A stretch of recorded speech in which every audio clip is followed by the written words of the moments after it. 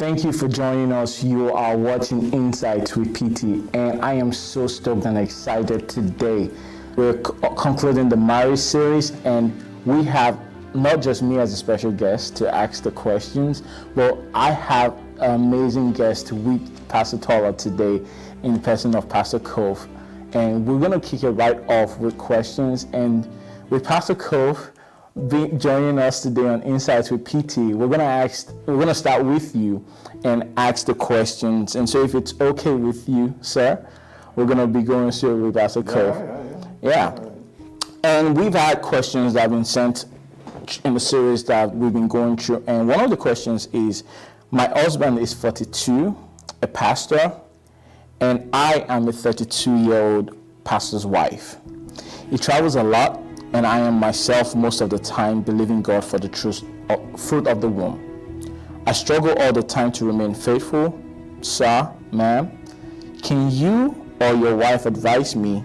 I really don't know what to do, and I don't want to cheat, but the temptation is a lot. Wow. I truly empathize with the pastor's wife. I happen to be one myself, so I think I really understand what you're going through. But answering your question, where I would like to start from first is communication. First of all, because I don't know, I want you to sit down with your husband and communicate your true feelings. Let him know how you feel. Let him know what you're going through. And both of you have a chat on, the situation. Then for you to deal with your current struggles and what you're going through in this situation, what I would suggest would not be limited to spiritual intervention and physical intervention. And I would say you really need to be intentional in those areas, because dealing with the issues that you're going through, it could boil down to loneliness. It could boil down to you having emotional affairs or temptations like you are going through when you're in a situation like this. So I suggest a spiritual intervention. Spiritual maturity is helpful to help you live a righteous life and to conquer temptations. Of course, I'm sure there is no scripture I'm going to be quoting to you that you do not know.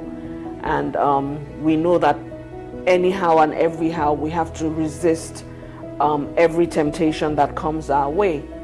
And then I would suggest that physically, that you do not expose yourself to any circumstance that would entangle you or get you, into trouble.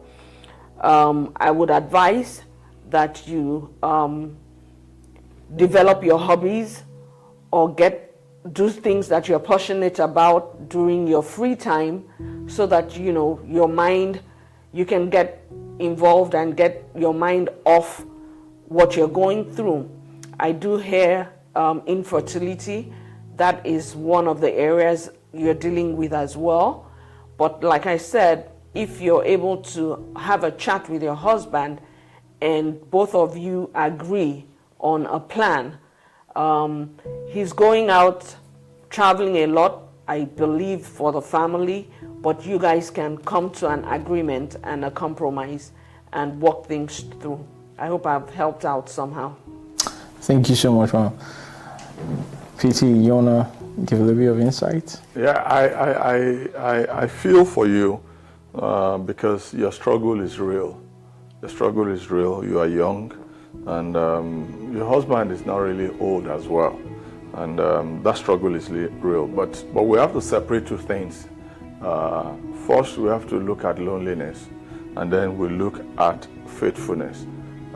Those two, they are two different things. They are two different things.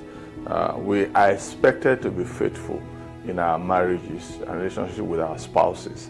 That's number one, and it is scriptural, And number two, the loneliness part of it does not equate to me or you being unfaithful.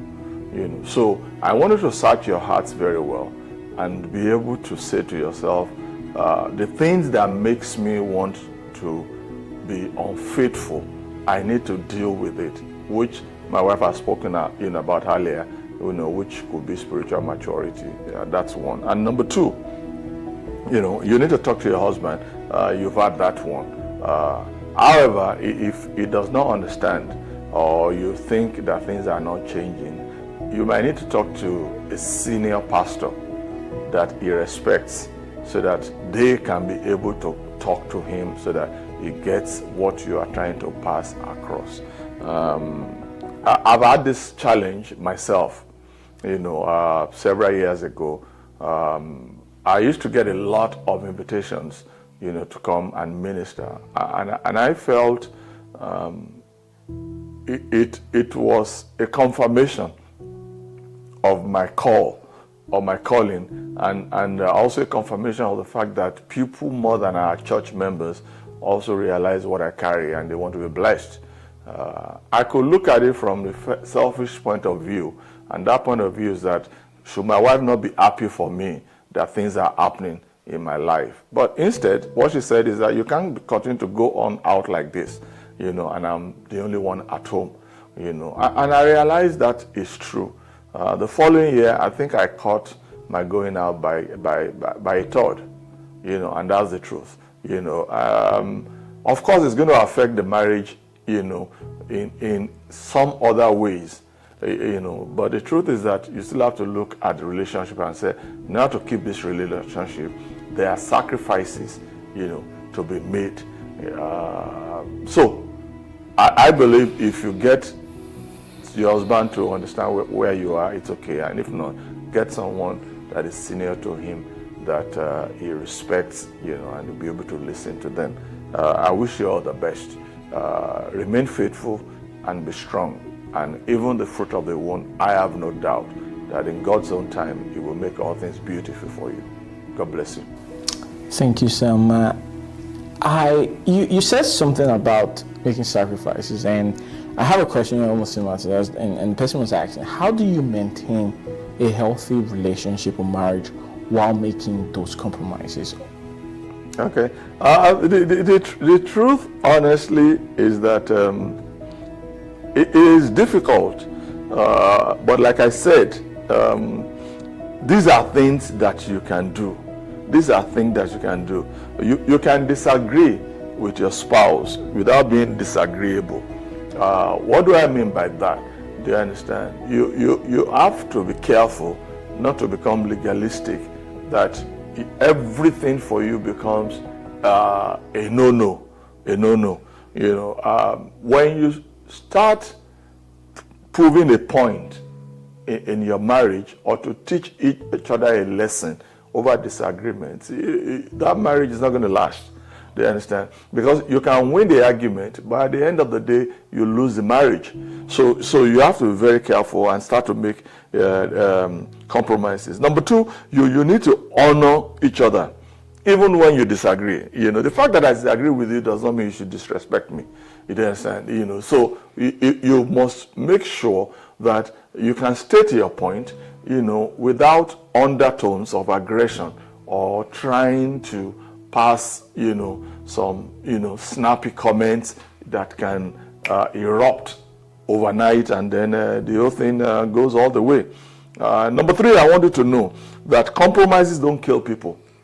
It doesn't kill. It just shows you how open you are in order for things to work. When you compromise, either with your children or even in the family with your spouse, it doesn't mean that you don't know what you are doing. It's just that you are saying, I'm willing to lay everything down to make things work. And finally, you got to be careful of not compromising. We have a joke in our house that for those people who don't compromise, we call them a name, wonky.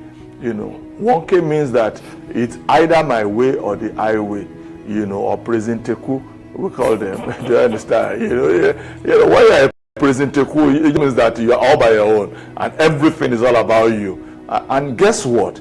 It's not only your spouse that knows that this is the way you are.